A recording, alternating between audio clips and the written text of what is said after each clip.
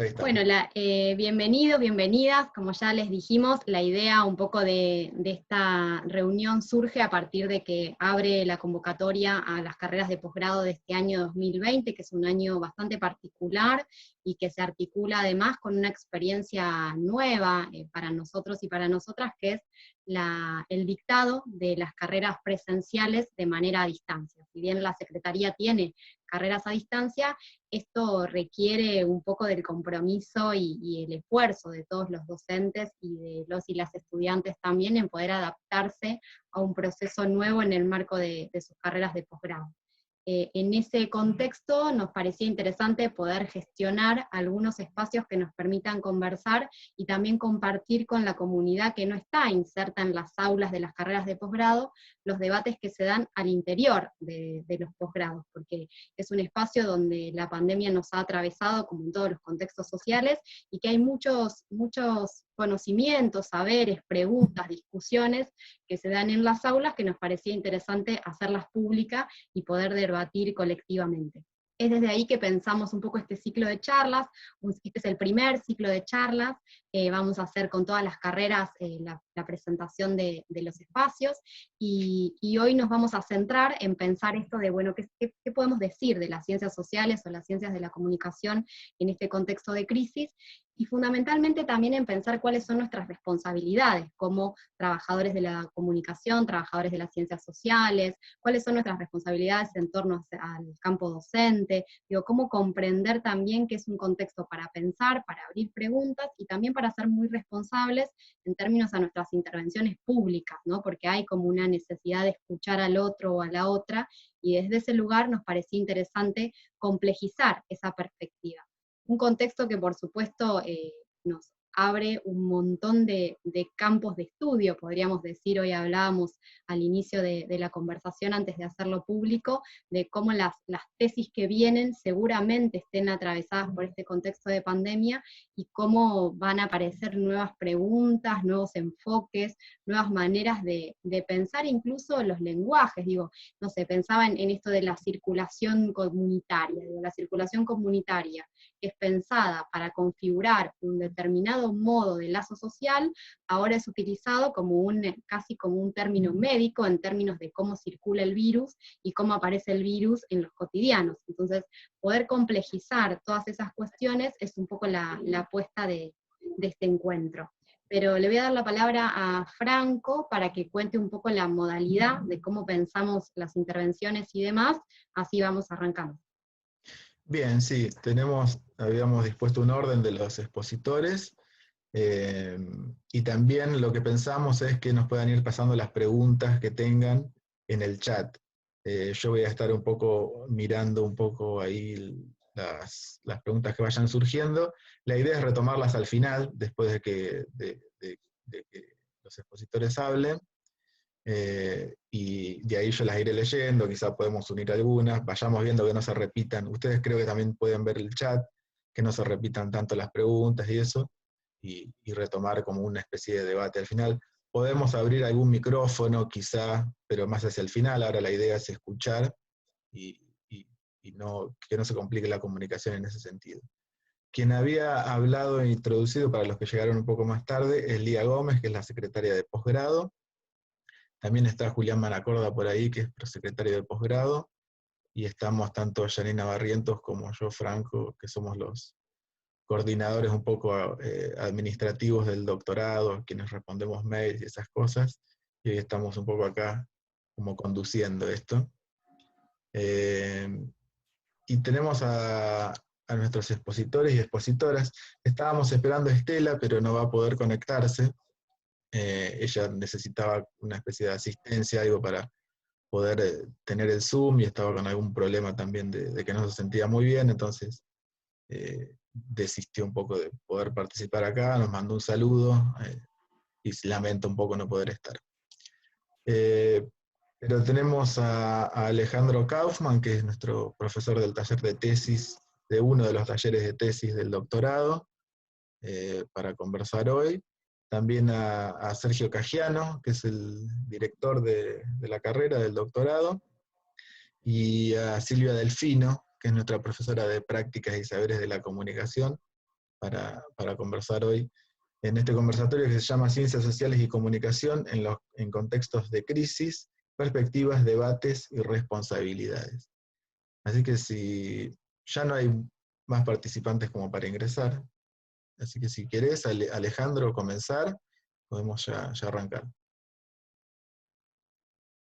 Bueno, buenas tardes a todas y a todos, a todos. Me toca empezar, a mí nunca me gusta empezar porque necesito entrar un poco en calor, pero como este es un horario en que tenemos el taller, no puedo eludir el compromiso de comenzar, ¿no? Empezaría por decir que tenemos como en esta instancia de encuentro dos temas, ¿no? Uno es el de la modalidad. Ese es un tema que supone toda una serie de debates importantes, sobre lo cual quisiera empezar diciendo que la enseñanza virtual existe hace décadas, por lo menos 20 o 30 años, y en Argentina se ha desarrollado en las universidades públicas de maneras paralelas, más o menos importantes, y son modalidades que están bastante desarrolladas. Lo que me parece que en la experiencia que estamos teniendo ahora es nuevo, es esta situación brusca de que haya desaparecido la presencialidad. Eso es lo nuevo. Lo nuevo no es la virtualidad, sino que no podemos estar en situación de presencia.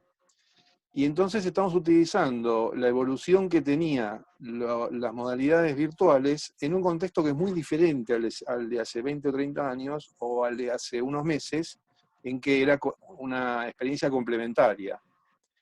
Esto implica toda una serie nueva de desafíos, porque en esto se va desde una emulación directa de presencialidad, algo así como lo que hacía presencialmente, ahora lo hago virtualmente sin mayor trámite, sin mayor matiz o reflexión o problematización, muchas veces por necesidad, en general es por necesidad, porque en la universidad pública sentimos, es una experiencia también diferente a la privada, ¿no? Sentimos que tenemos que sostener la universidad pública. Eso tiene muchas modalidades geográficas, sociales, locales, singulares, hay diferencias, ¿no? Fue famoso el caso en que la UBA emitió un video muy irritante, muy casi discriminatorio, que fue muy criticado, porque se atribuía una suerte de privilegio respecto a demás universidades. Pero lo cierto es que es una oportunidad de producir nuevas experiencias en la virtualidad en estas circunstancias tan particulares, ¿no? En el taller que tenemos en este horario, lo que sucede es que es un segundo ciclo, había empezado presencialmente, por lo tanto no es lo típico, porque ya nos conocemos, hemos estado trabajando y continuamos un trabajo. Y por otra parte es un taller de tesis, es decir, es una experiencia que tiene un componente fuertemente tutorial. Pero eso se puede hacer también, el abordaje tutorial es una experiencia que podemos replicar en distintos niveles, es decir, es el propósito de establecer el mayor vínculo posible con el estudiantado. Es decir, el problema que tenemos ahora es cómo obtener una devolución del estudiantado. Porque el problema no es si dar clase o no dar clase, o cómo dar clase, por qué método, si por un podcast, eso distrae mucho. La tecnología distrae. Distrae si lo que voy a hacer es hablar por una cámara, o voy a hablar por un podcast, o voy a mandar un mail. Eso no es lo relevante, porque tenemos múltiples medios. Es una diferencia muy fundamental que hay ahora respecto de otras épocas en cuanto a la virtualidad, es que hoy estamos inmersos en la virtualidad. Tenemos múltiples formas de virtualidad. Es decir, no tenemos ningún problema con eso. Hace 20 o 30 años había que construir un aula y había que utilizar muy específicamente esos recursos. En cambio ahora tenemos una tal abundancia de maneras de relacionarnos, ¿no es cierto? Inclusive tenemos un debate sobre qué plataformas usar. Ese es un debate muy importante también, ¿no? Hay algunos docentes en el país que están escribiendo sobre ese tema, de decir cómo utilizar las plataformas públicas, las plataformas de uso común, y no las plataformas de las corporaciones, ¿no es cierto? Ese es un gran problema que tenemos ahora, sobre todo para fines didácticos, para fines pedagógicos, no utilizar las plataformas que tienen algoritmos de monetización, o sea, que utilizan la información de los usuarios para fines que no son los de los usuarios ni los fines pedagógicos.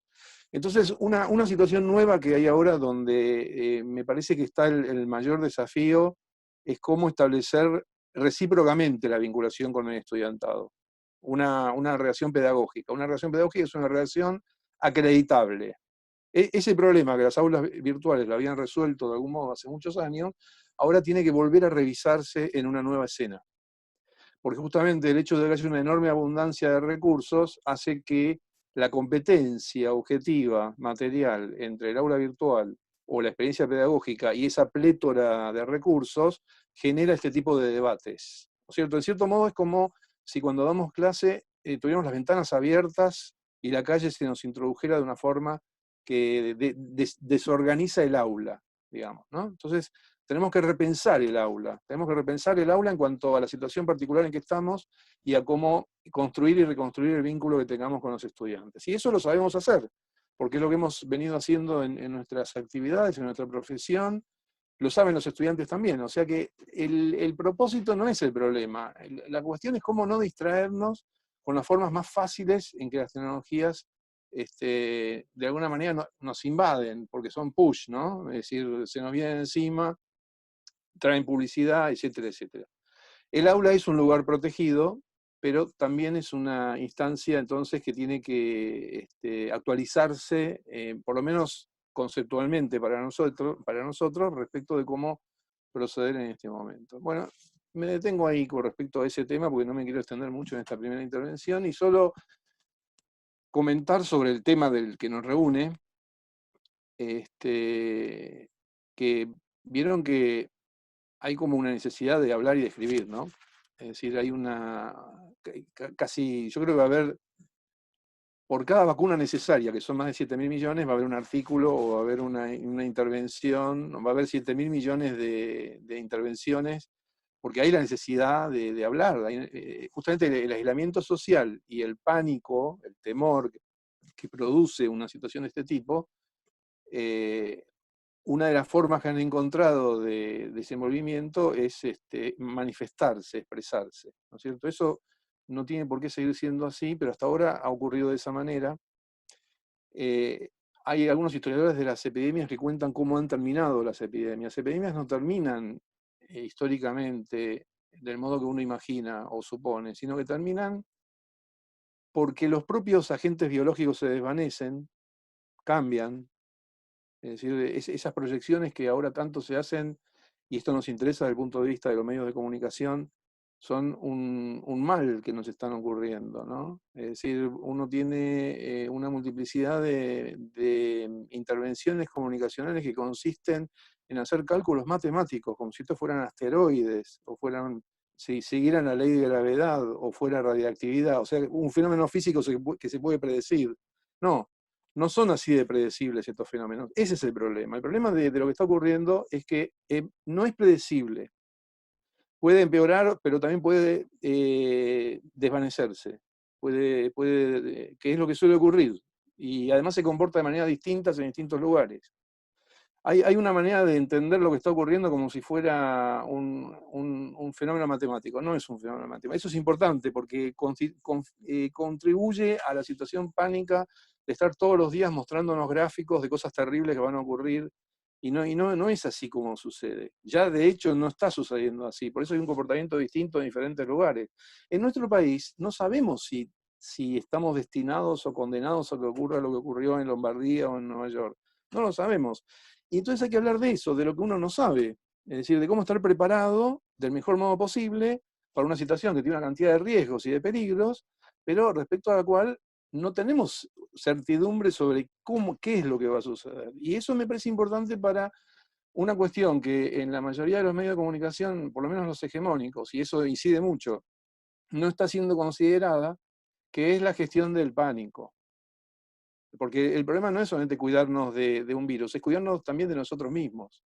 Es cuidarnos de una pérdida de la sensatez que a lo que lleva es a actitudes sociales muy embromadas, que las hemos visto ya, ¿no?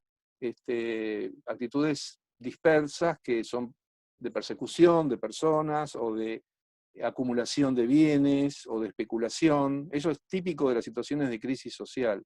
Entonces, una responsabilidad que tenemos en el campo de la comunicación es ponderar lo que ocurre, no alarmar.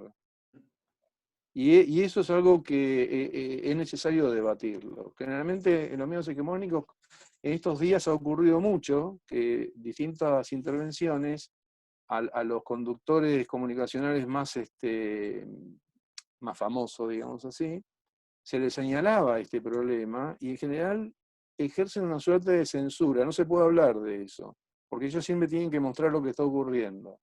Pero lo que está ocurriendo no es una pila de muertos, están ocurriendo muchas otras cosas. El mostrar una pila de muertos, que es típico de los medios hegemónicos, eso ocurre con otros acontecimientos, ¿no? Continuamente, produce en las audiencias, en el pueblo, en las personas que asistimos a los medios de comunicación, un efecto de terror. Así que me parece que para nuestro campo esta es una discusión importante, que además no es nueva, la venimos discutiendo de hace muchos años, Nosotros hace 10 años escribimos un capítulo de un libro sobre comunicación y salud, cuyo título era Epidemiología del pánico. Y estaba eso publicado en el año 2010, donde ya había pandemias de gripe que tenían incluso origen asiático, y en donde el pánico estaba vinculado con la destitución de un gobierno popular.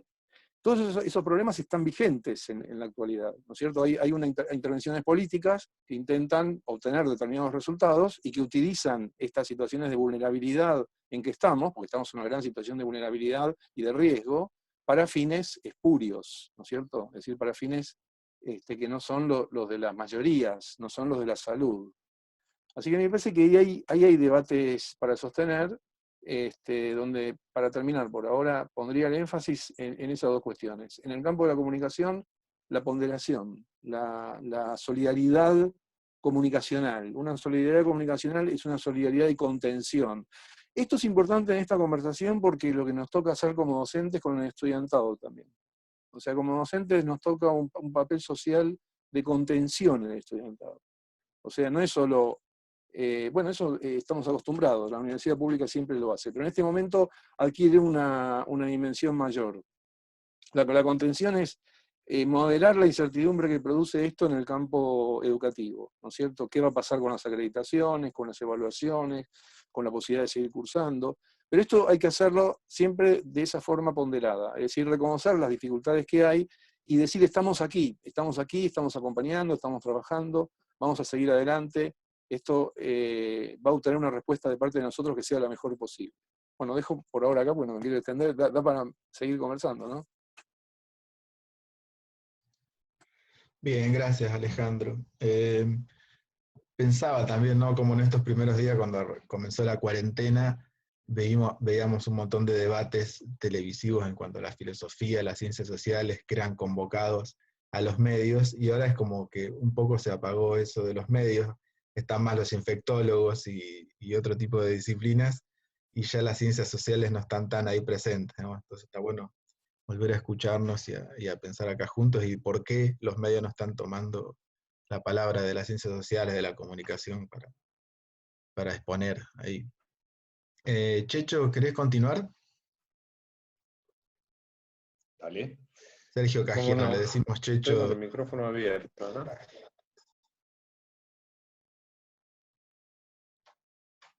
Sí, te escuchamos, Checho. Bueno, muchas gracias, Franco. Gracias a todos y buenas tardes. Yo quería empezar haciendo una suerte de llamado, si no suena muy grandilocuente, a algo que me parece que conecta con lo que ponía recién Alejandro, que es a la prudencia o a la mesura. No respecto de qué decir y cómo hablar de la pandemia, eso uno quisiera pensar que va de suyo, sino de la sociedad post-pandemia, ¿no? Que de alguna manera es lo que suele ocurrirse, ¿no? Cuando decimos, bueno, ciencias sociales, contexto de crisis, perspectivas, ¿no? Y esas palabras invitan a pensar el futuro. Y a mí me parece que es necesario que pensemos en ello, en el futuro, pero al mismo tiempo me parece que es clave hacerlo ponderando datos, ¿no? Yo en mis notas para esta mesa había anotado exactamente esa palabra, ponderar datos, esa fórmula, y la idea de la ponderación que usaba recién Alejandro me parece que puede conectar. De alguna manera hemos asistido a una cantidad de textos, a una necesidad de decir, como señalaba recién también Alejandro, pero después de todo, para escribir o proyectar nuestros miedos y nuestros deseos ya estamos preparados, ¿no? Es algo que hacemos como humanos.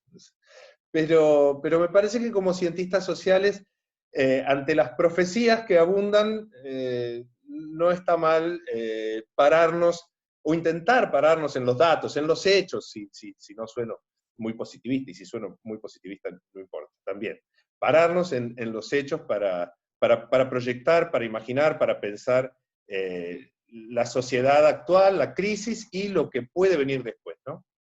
Si fuera lo que quiero, bueno, quisiera producir datos etnográficos acerca de cómo las personas, de cómo las gentes viven la pandemia, ¿no? Para entender qué nos pasa y para pensar cómo esto puede seguir. Digamos, la verdad es que de eso hay poco hasta ahora, hay muy pocos intentos, es una situación muy difícil para producir ese tipo de datos, pero en todo caso, bueno, algunos estamos viendo si se puede hacer algo al respecto. En todo caso, y más allá del tipo y calidad de los datos que se produzcan desde las ciencias sociales, lo poco que me animo a pensar ahora, en todo caso, y a partir de, otra vez, datos más o menos constatables, lo poco que me animo a pensar o lo poco que me animo a hacer, decía, es señalar un par de dimensiones donde me parece que se alojan preguntas o inquietudes acerca de la sociedad actual y las transformaciones que la pandemia y la crisis sanitaria y las transformaciones sociales están trayendo. Entonces, simplemente voy a presentar esas dos dimensiones. No son una novedad, sino que me parece que son dimensiones sobre las cuales sí están ocurriendo cosas más o menos novedosas y que requieren atención. La primera es los estados-nación, ¿no? Que nunca se fueron, pero que ahora vuelven a estar en el más absoluto centro de la escena y nadie, aún los que estamos entrenados hace un par de décadas y más también, a hablar de globalización y flujos trans y trans varias cosas, pueden negar esa centralidad de los Estados-nación, ¿no?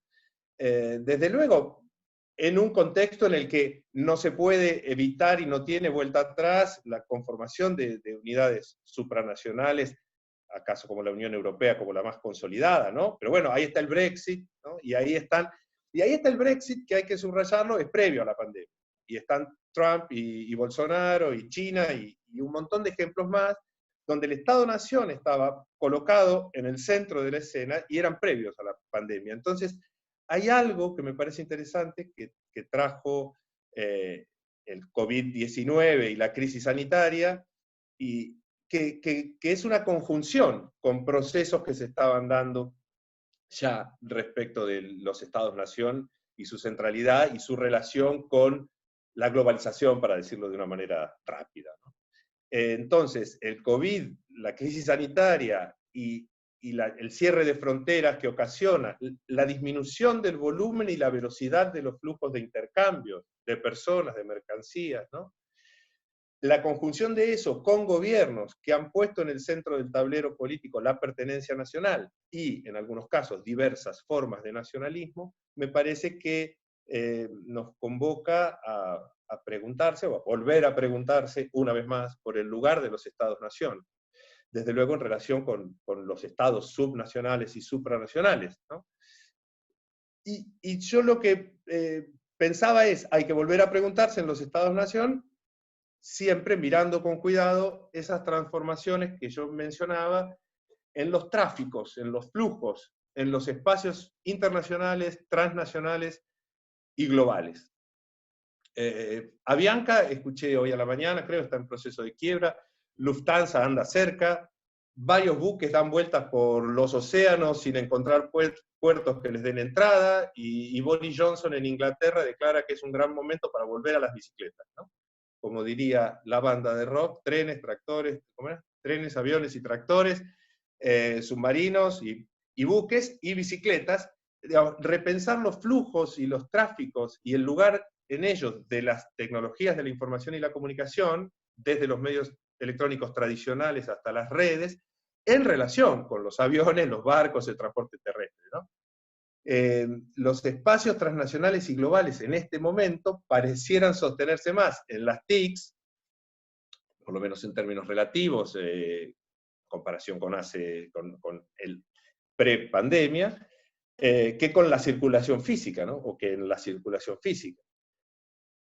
Hay que pensar eso y evitar algunas ensoñaciones románticas que yo he visto despuntar en algunas intervenciones públicas, que puedan ver en eso un giro antineoliberal, porque la verdad es que hay que recordar algo muy simple que todos acá conocemos, que es que hace mucho que el capital financiero se traslada digitalmente, ¿no? Que no necesita, justamente el capital financiero no necesita de aviones ni de barcos, creo. Y hay una cuestión más sobre los estados y sobre las ambivalencias y desafíos que trae la reflexión sobre los estados y el refuerzo de las fronteras en particular. Las fronteras sanitarias han sido, creo que muchas acá lo sabemos, muchas veces en la historia, instrumento para poner fronteras políticas y socioculturales, ¿no? Y para poner fronteras excluyentes, digamos. Hay amigos de la norteña provincia de Jujuy, digamos, el gobernador Morales dispuso que en Jujuy se cobrara la atención en hospitales y centros de salud pública a los inmigrantes antes de la pandemia también, ¿no? Hoy, ahora, y en la situación crítica del COVID en Brasil, muchos periodistas de este lado de la frontera se alarman y piden cierres herméticos, o más bien mantener el cierre hermético, o hacerlo hermético, de las fronteras con Brasil, ¿no? Y otro tanto va a suceder cuando sigan acrecentándose los números en Chile, digamos, ¿no?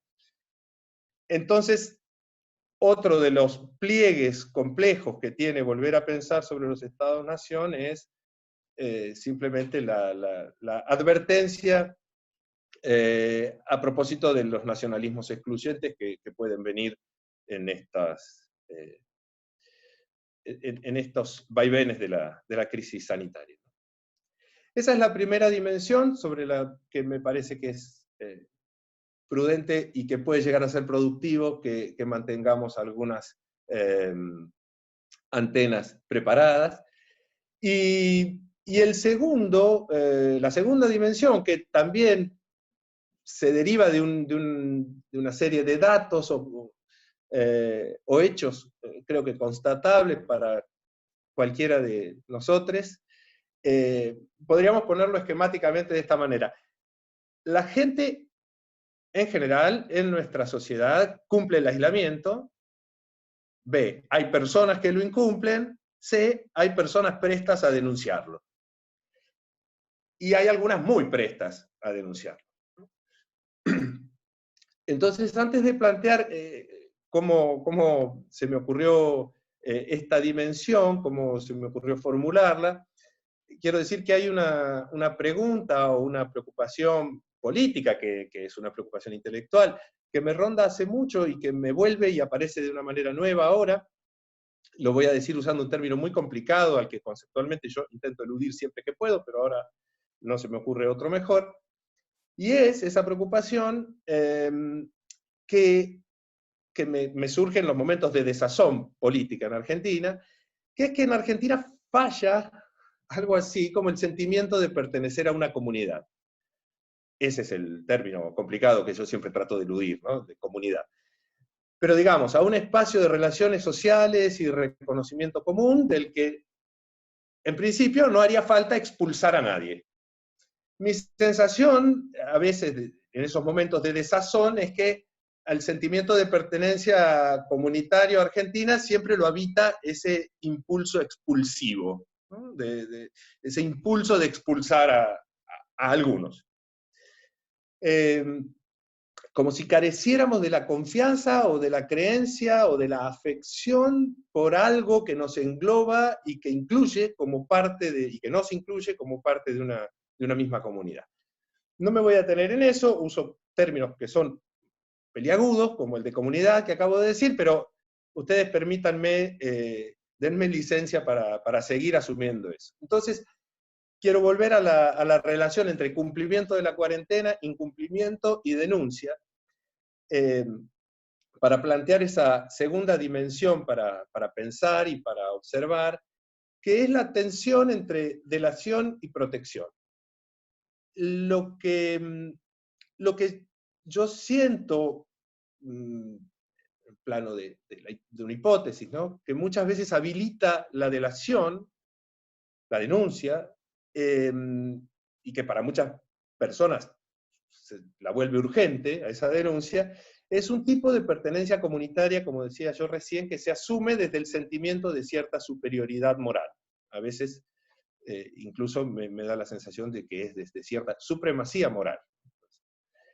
Es común que las relaciones de cuidado, no solo en el plano macro, sino en el plano micro, movilicen vínculos de dependencia, ¿no? Y esto puede suponer generar jerarquías, posiciones de superioridad e inferioridad. Pero eso no necesariamente conduce al impulso expulsivo, como lo llamé recién, ¿no? Muchas veces al contrario, sucede que las relaciones de cuidado que generan dependencia resultan complementarias. En ese sentido, cada parte necesita de la otra. O sea, no es un camino que conduzca necesariamente a ese impulso expulsivo.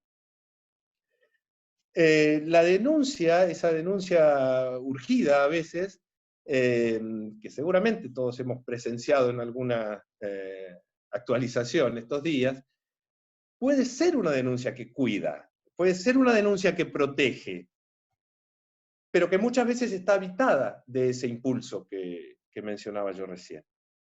A mí me da la sensación, eso como olfato de analista, y habría que pulir esto, ¿no?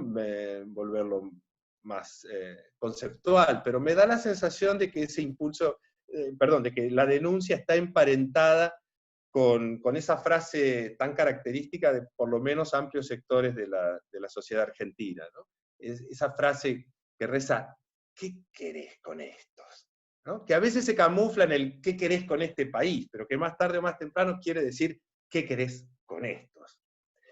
Como si para algunos encontrar personas incumpliendo la cuarentena pudiera ser la ocasión de confirmar que hay algunos, los estos, de los que no podés esperar nada. Existe también, yo diría, afortunadamente, y probablemente lo hayamos experimentado también en algún momento de nuestras vidas, el cuidado como relación de interdependencia, ¿no? Y esa diferencia a mí me parece clave para pensar las relaciones de cuidado, ¿no? Las relaciones de interdependencia ponen en marcha otros vínculos, otras posiciones relativas y relacionales, ¿no?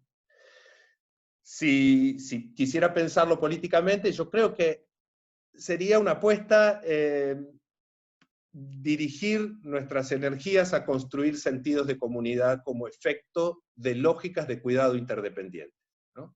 Es decir, que los cuidados que se dan en la lógica de la interdependencia también pueden construir sentidos de comunidad que no estén habitados por ese impulso al que refería antes. En todo caso, y ya termino con esto, lo que creo es que si pudiera yo hacer ese registro más o menos sistemático o de entrecasa, pero esa observación ponderada de lo que está sucediendo en concreto con las gentes viviendo, con todos nosotros viviendo la cuarentena, es intentar comprender cómo el aislamiento social motoriza cuidados que están habitados por la tensión, delación, protección, y acaso también otras formas de cuidado, donde esa tensión, que a veces parece irresoluble, puede dar lugar a vínculos de cuidado interdependientes que puedan dar pie a nuevos sentimientos de pertenencia común. Esto, por ahora. Bien, gracias, Checho. Nos queda escuchar a Silvia ahora, y si ya van pensando alguna pregunta, la pueden dejar ahí en el chat y luego las retomamos cuando termine Silvia. ¿Estás por ahí, Silvia? Sí, aquí estoy. ¿Se escucha? Ahí está, muy bien. Muy bien. Fantástico. Bueno, ante todo, muchas gracias por la invitación a participar del diálogo, y aprovecho justamente para retomar algunas de las cuestiones que Sergio y Alejandro plantearon. Me gustaría situar las investigaciones de nuestro doctorado en aquel momento de generación, el umbral o de constitución de nuestro plan de estudios que Florencia Saintú planteó entre el 2001 y el 2002, justamente cuando enfrentábamos una situación de crisis radical y una inflexión político-social fundamental. Yo recuerdo que en aquel momento Florencia Saintú, cuando planteó el plan, armó el plan de estudios, puso una organización de materias, incluyó una organización de materias que fundamentalmente producían interrogantes respecto, por un lado, del vínculo entre investigación periodística e investigación social, pero fundamentalmente que discutían el lugar del experto en ciencias sociales en el mundo contemporáneo que dejaba, abría, o por lo menos ponía a la vista la crisis del 2001. Yo cuando escuchaba a Alejandro y a Checho, recordaba las intervenciones de Alejandro y de Checho respecto de el investigador en ciencias sociales como el experto que vemos habitualmente en los medios de comunicación en la posición más criminalizante, produciendo escenas de pánico moral y sexual, precisamente, ¿no es cierto? Entonces, el gran desafío que se nos planteaba en aquel momento era cómo nuestras investigaciones en comunicación tenían como responsabilidad especificar su vínculo con esas condiciones de producción que incluían las formas de la lucha por la hegemonía, lo que decimos siempre en nuestras carreras, ¿no es cierto? Pero recuerdo algo que en este momento vuelve en toda su emergencia y urgencia, que era justamente cómo esa especificación no consistía simplemente en establecer concepciones generales que explicaran o demostraran posiciones, sino por el contrario, que pusieran en crisis sus propias premisas, algo que el marxismo, los movimientos emancipatorios en América Latina y el feminismo y los movimientos respecto de las sexualidades divergentes y disidentes nos han puesto en primer plano en los últimos 30 años, ¿no es cierto? Que es el modo en que la especificación de los debates y las disputas, estas polémicas contemporáneas respecto de cuál sería la posibilidad de, por un lado, definir el estado, la situación contemporánea, y por otro lado hacer algún tipo de preanuncio, profecía, como decía Checho, respecto del mundo post-pandemia, ¿no es cierto? Bueno, el materialismo, el marxismo, los movimientos emancipatorios en América Latina y los feminismos y los movimientos por las sexualidades disidentes nos han indicado justamente que toda epistemología, en el sentido de poner a prueba las propias premisas de investigación, tienen como objetivo inicial es situar el propio lugar del investigador o la investigadora respecto de esa escena, esa zona del mundo en el que se incluye. Algo que Alejandro y Checho acaban de hacer, precisamente, ¿no es cierto? Y en ese sentido, una de las preguntas que a mí más me atormentan en los últimos 60 o 70 días, pensemos además que la pandemia, solo nombrada como epidemia, empieza a fin de diciembre, el 10 de enero la Organización Mundial de la Salud ya había declarado que había una epidemia a nivel global, y una de las cuestiones que al respecto me atormentan, porque es algo que he estado discutiendo los últimos 30 años a través de investigaciones y también participaciones en movimientos políticos, es cómo aquello que la investigación en ciencias sociales reflexiona de lo que el capitalismo, sus modos de dominio, pone a la vista y simultáneamente oculta, este movimiento que el materialismo y el feminismo también definen diciendo, en realidad lo que tenemos no es simplemente un ocultamiento, sino que tenemos trazos, marcas, a través de las cuales no solo podemos percibir nuestras condiciones de existencia, sino que son esos trazos y esas marcas quienes nos vinculan.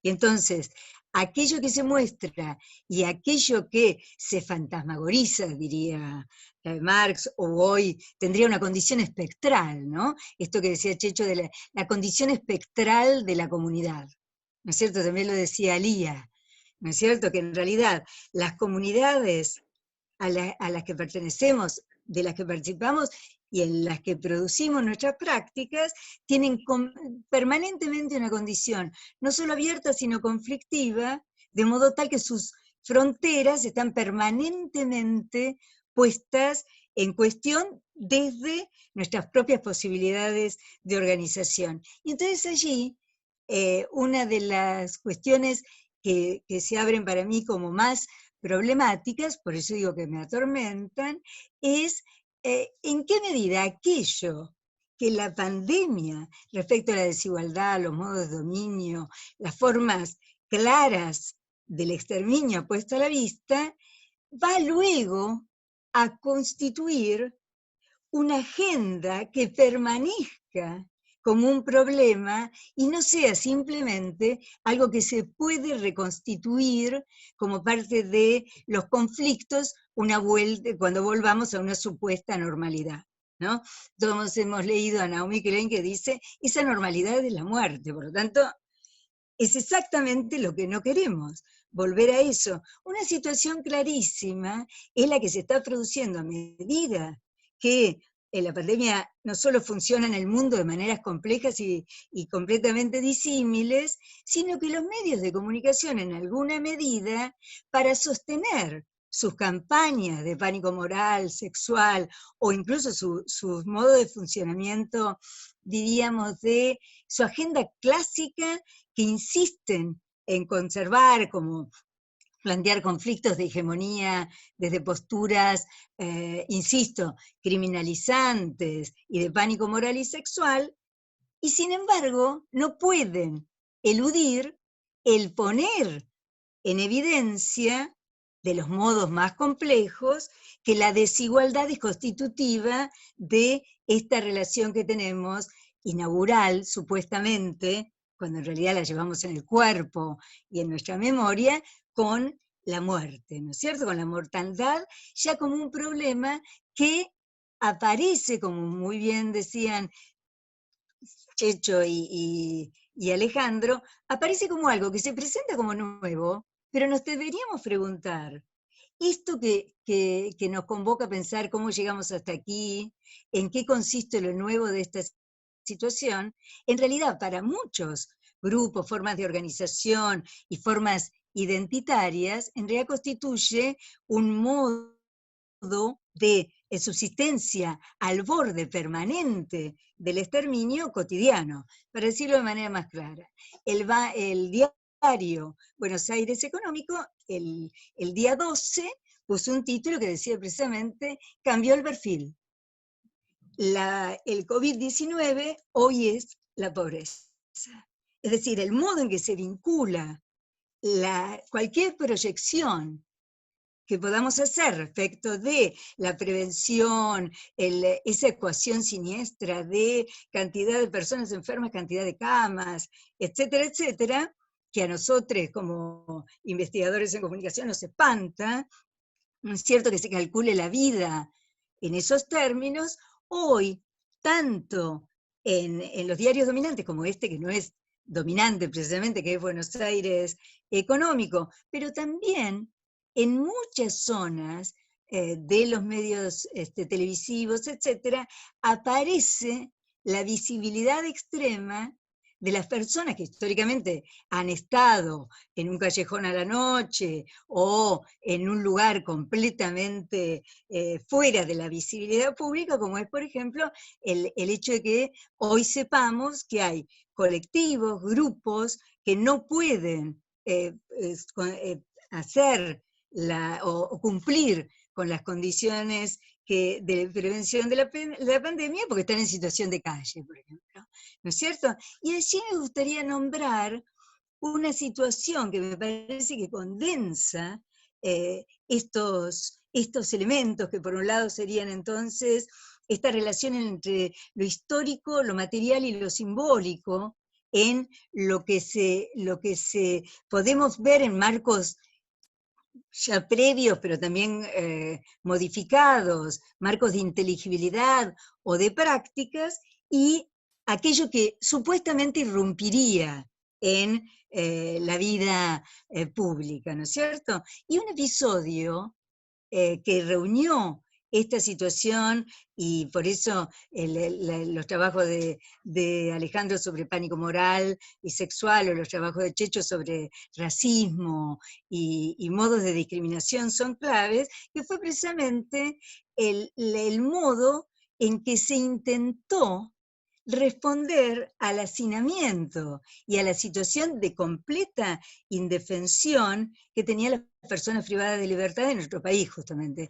Algo que, por otra parte, es exactamente aquello que viene de una situación anterior, porque nadie desconoce que las condiciones en las cárceles en nuestro país son inadmisibles, por lo menos desde mitad del siglo XX y fundamentalmente porque la recuperación de la democracia no modificó prácticamente en nada la situación de las personas detenidas. Y esto que se modifica con la ley de ejecución penal en el año 1996, hoy aparece discutido, rediscutido, a través de nociones de justicia, nociones de el ojo por ojo, nociones de quién tiene derecho a la subsistencia y quiénes, por el contrario, deberían ser no solo encerrados, sino incluso abandonados a su muerte. ¿No es cierto?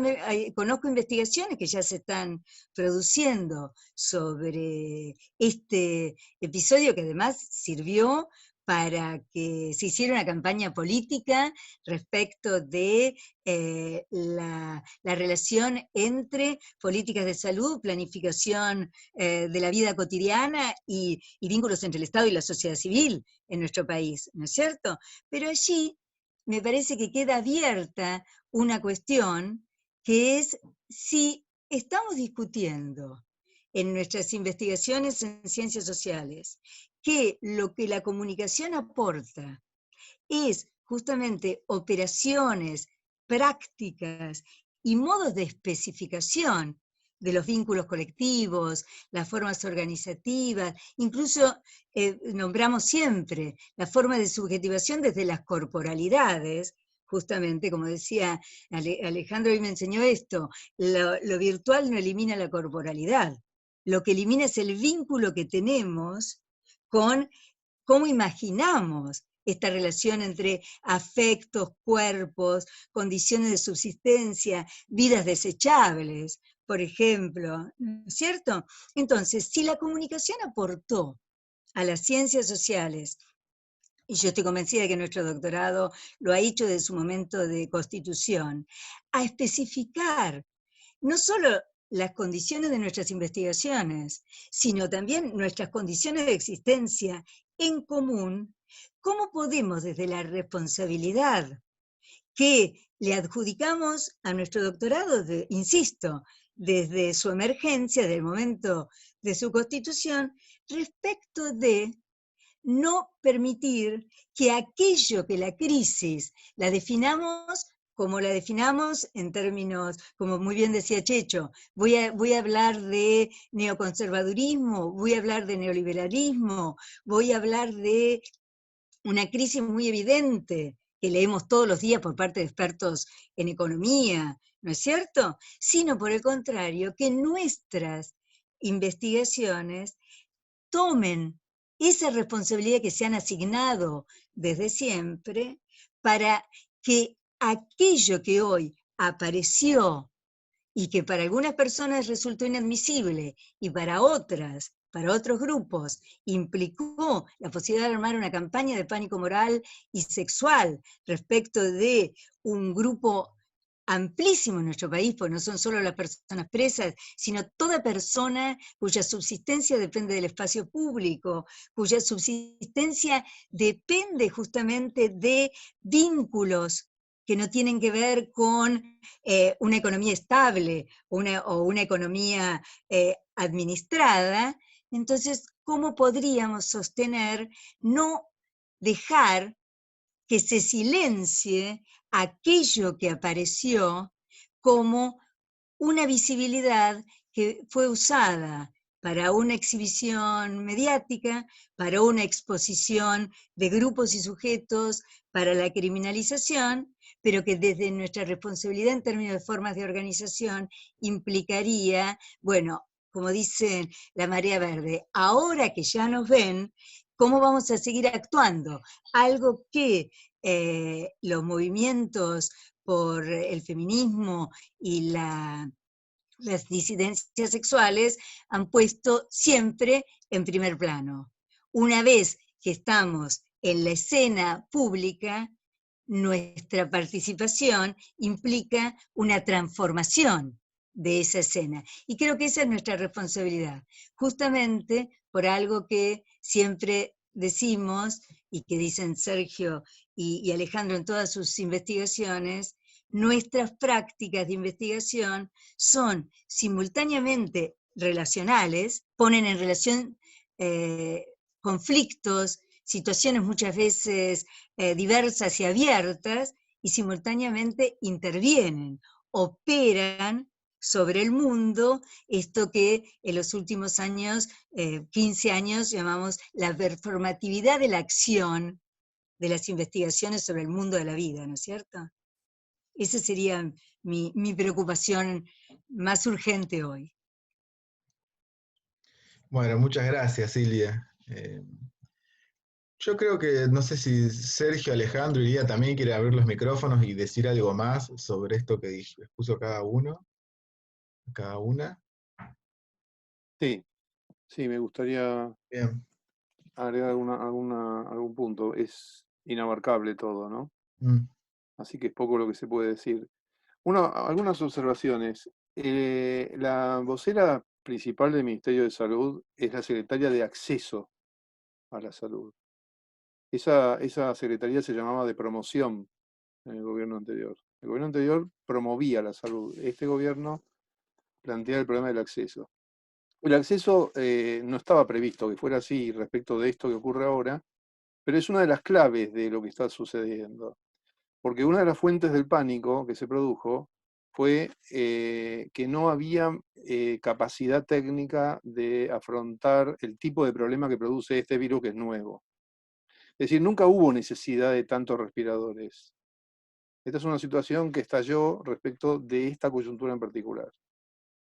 Entonces, se trata de tener acceso a algo que no había habido antes como necesidad.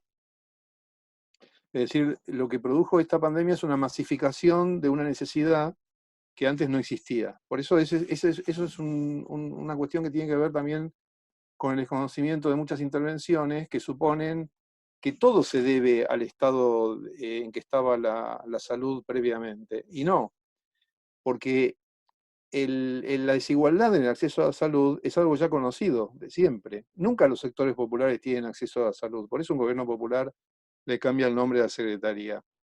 Y porque los fenómenos de tipo corporativo y los intereses del capital favorecen a los sectores acomodados.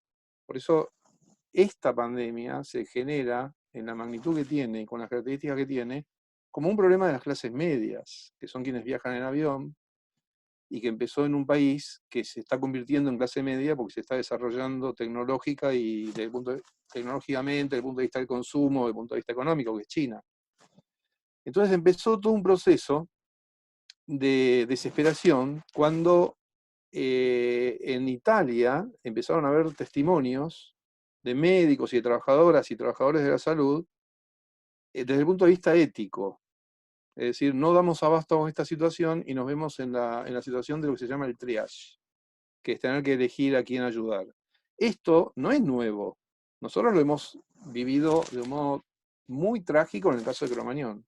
Lo recordaremos. Había decenas de personas que tenían que ser atendidas y un número limitado de asistentes. Entonces, en esas circunstancias, está validado que se trata de ayudar a que tienen más posibilidades de ser ayudados efectivamente en ese momento y no utilizar el recurso limitado de ese momento para quien, o sea, dejar a alguien que puede ser ayudado por alguien que no va a poder ser ayudado. O sea, ese problema ético es característico de las situaciones catastróficas. ¿No es cierto? Si yo voy al Everest y hay una expedición de 20 personas y se accidentan y van 3 que llegan a ese lugar, por eso es el acceso, para ayudar, tienen que ayudar primero a los que tienen mayor... Es lo mismo que pasa en los aviones cuando nos dicen primero póngale la máscara a la niña o al niño y después póngaselo... No, primero póngaselo usted y después a la niña o al niño. Esa inversión de los términos intuitivos, uno primero se pondría a la niña o al niño. Pero ¿por qué se lo tiene que poner primero el adulto? Porque si no se va a desvanecer.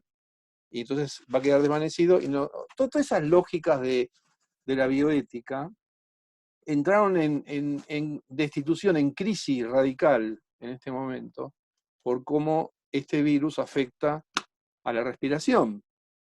Entonces, no es que pudo haber habido cantidades de respiradores previamente, sino que se produjo este tipo de situación. Esa es una de las razones que justifican, nunca el pánico se justifica, pero que explican cómo se ha producido el pánico. Por eso, como dice Silvia, y como decía Checho, nuestro trabajo, que nunca terminamos de arribar, es como también es una cuestión de ponderación entre la construcción de las categorías y el uso de las categorías. ¿No es cierto? Porque cuando uno aborda lo real en términos de categorías susceptibles de ser mensuradas o evaluadas, requiere también una revisión crítica perseverante de las categorías.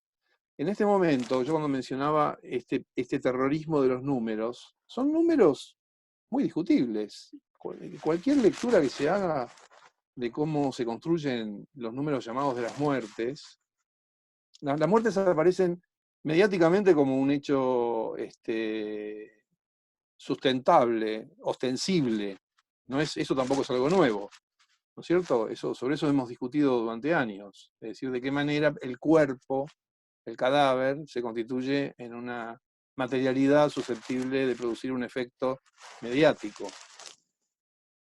Ahora, la cuestión de cómo se definen las causas de por qué alguien ha muerto en esta circunstancia pandémica son muy complejas. Si uno lee mínimamente la bibliografía especializada y aún la divulgación sobre estas cuestiones, puede ver que son todos datos muy provisorios, porque cómo se establece la causa de la muerte es una cuestión muy, muy compleja y que está atravesada por dimensiones sociales.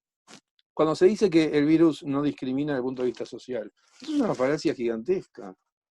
Es una falacia gigantesca. Todas las situaciones de salud están vinculadas con condiciones sociales. Es decir, para alguien que vive en una villa o en un barrio popular, ¿no es cierto?, en un contexto de gran aglomeración, de gran cercanía física que no es posible remediar porque no hay condiciones para que eso ocurra, bueno, el virus son esas condiciones sociales. Y por otro lado, cuando las condiciones sociales permiten el distanciamiento, no hay mayor riesgo. Por eso la ponderación es una cuestión de interés público. Si una señora cruza la vereda, porque está el problema de discutir esto del rompimiento de la cuarentena. No existe el rompimiento de la cuarentena. Porque la cuarentena no es una norma abstracta, es cuidar respecto de un peligro efectivo. Y el peligro efectivo no es tomar sol en la vereda de enfrente una señora que tiene 83 años, como ocurrió todo un escándalo mediático. No estaba rompiendo nada, es decir, fue 15 minutos, está bien, se puede decir, señora, vuelva a su casa, pero eso armó todo un escándalo, como si fuera lo mismo que lo que está ocurriendo ahora en las barriadas populares. Y no es lo mismo. Y de esto uno puede ver ahora producciones mediáticas donde frente a lo que está sucediendo ahora se dice el virus no discrimina. Claro que discrimina, ¿cómo no va a discriminar? No es el virus el que discrimina. Hay situaciones sociales completamente diferentes. Entonces, decir esto, que es un tema que nos interesa. ¿Qué es el acceso a la salud? Porque los sectores que no tienen acceso a la salud no son demandantes de las formas complejas y sofisticadas de la medicina. No son demandantes, porque no tienen cobertura social, porque tienen condiciones laborales desfavorables, porque tienen condiciones urbanas o habitacionales desfavorables. Por eso el gobierno popular llama acceso.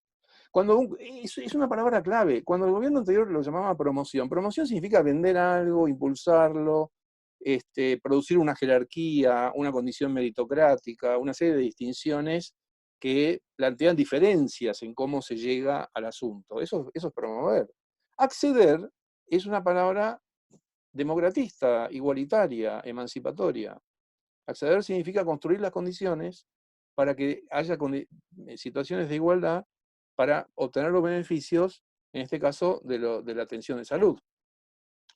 Es tradicional en nuestro país enfermedades como el Chagas que dependen de no tener vivienda en condiciones apropiadas, nada más de eso. No tiene que ver el agente que produce la enfermedad, sino que hay viviendas que son condiciones para tener esa enfermedad. Y así también con el dengue.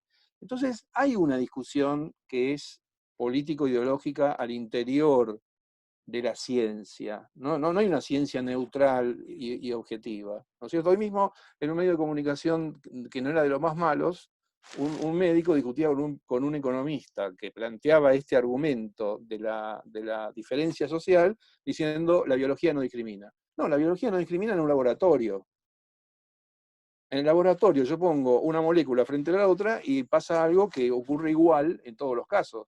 Pero en la realidad social no hay moléculas. Hay otros fenómenos, inclusive ideológicos, hay fenómenos urbanos, fenómenos discursivos, fenómenos corporales, ¿no es cierto? Y en ese marco ocurre lo que ocurre. Entonces ahora estamos en el momento en el que los principalmente afectados son los sectores, la parte de la sociedad que está en condiciones específicas de vivienda, de hacinamiento, de condiciones urbanas, y eso desencadena una cantidad de acontecimientos en los cuales se contextualiza lo biológico. Entonces, cuando hablamos de ponderar, hablamos, bueno, de una gran tarea que nos toca. En este caso, Silvia reconstruía, y también el Checho, todos los repertorios que tenemos de investigación y de conocimiento, y me parece que este es un momento que especialmente pone en cuestión cómo eso se articula con la dimensión política y con la dimensión de la esfera pública, de la comunicación. O sea, ¿cómo podemos discutir alguna de estas cuestiones? Creo que fue Franco el que mencionaba cómo las ciencias sociales se habían apartado un poco de la esfera pública. Y lo que tenemos son infectólogos. Termino diciendo esto, advirtamos una cuestión. Los infectólogos son algunos infectólogos, no son los sanitaristas y epidemiólogos que tienen puntos de vista más fuertemente comprometidos con la salud colectiva, no son los que están en el primer plano. Los que están en el primer plano son los que tienen una mayor predilección por una visión menos comprometida con lo social. Entonces por eso este momento que ha tenido características muy afortunadas que nos han salvado de una cantidad de peligros, sin embargo, ha puesto el énfasis en los sectores urbanos y sociales más favorecidos. Por eso ahora nos encontramos con una provincia de Buenos Aires y con una ciudad de Buenos Aires bastante desamparados respecto de las multitudes más desfavorecidas. Y ese es un tema sobre el que tenemos que poner mucha atención.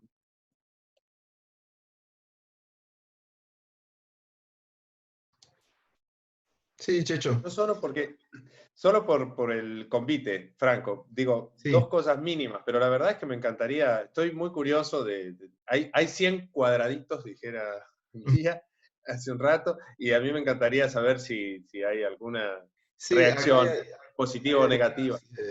preguntas o consideraciones que ahora después las exponemos, pero Ok, dale. yo soy súper breve solo para aceptar el convite de decir algo más. Solo Sí, quiero subrayar algo que de las cosas que me dejó pensando la intervención de Silvia, subrayar lo de la normalidad, ¿no? Lo de la normalidad, así incluso que se escuche con A o sin A, digamos, lo de la normalidad, anormalidad.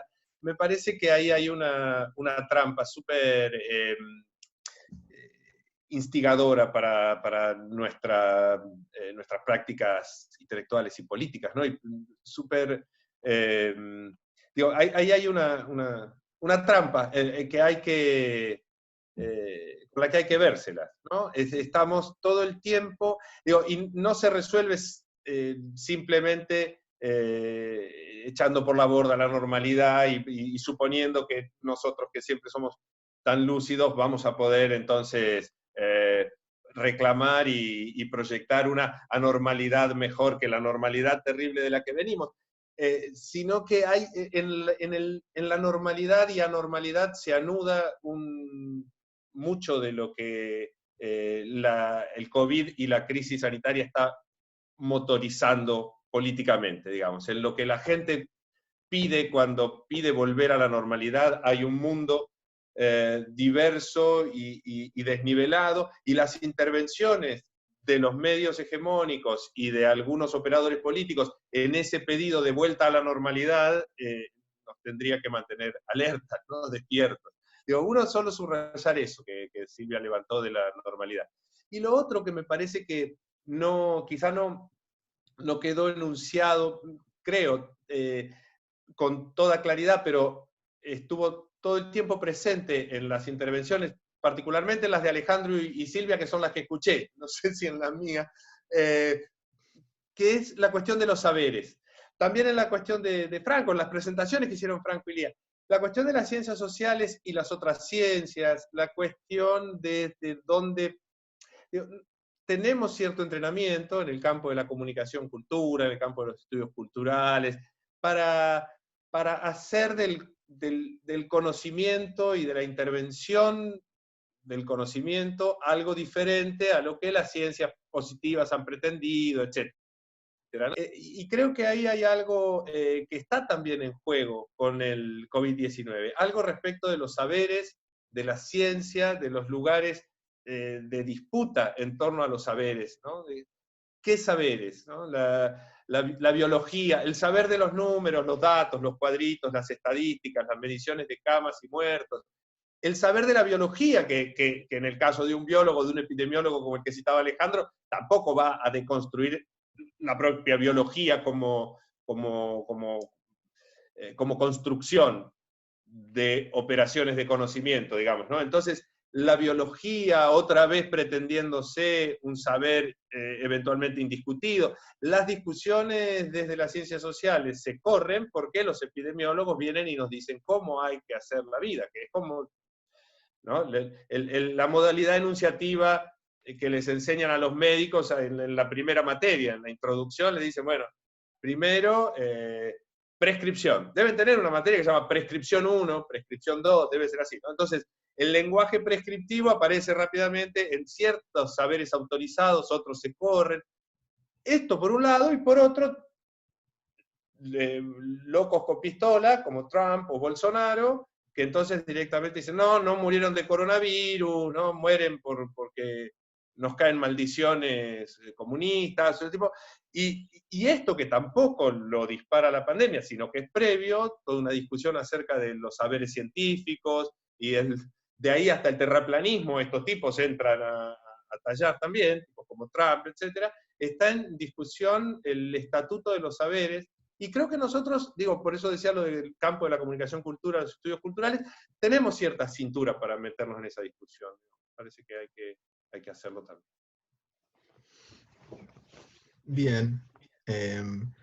Acá teníamos una apreciación, una consulta que la esbozaba un poco María Eugenia Molina, y también la apoyaba Selene Yang. María Eugenia es ecuatoriana y Selene es de Nicaragua, y tiene que ver un poco con pensar la ausencia de estrategias de comunicación en riesgo, ¿no? en estas situaciones de riesgo que tanto María Eugenia como Selene las ven muy visibles en sus países, ¿no?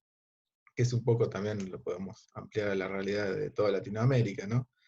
Y también lo asocio un poco con esto que decíamos al principio, de cómo las ciencias sociales en un primer momento aparecieron en los medios cuando llegó la cuarentena, Sopa de One, los filósofos prediciendo el futuro después de la pandemia y eso cómo se fumó del debate, ¿no? Quizá por no encontrar cierto anclaje real de esas cosas que se exponían ahí, ¿no?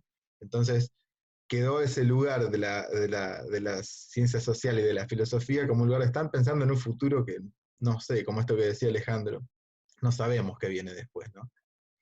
Y lo asocio con esto de que quizá se pida una cuestión más de acción en concreto, ahora ya, comunicación, estrategia en riesgo, ¿no? Esto que planteaban Selene y María Eugenia.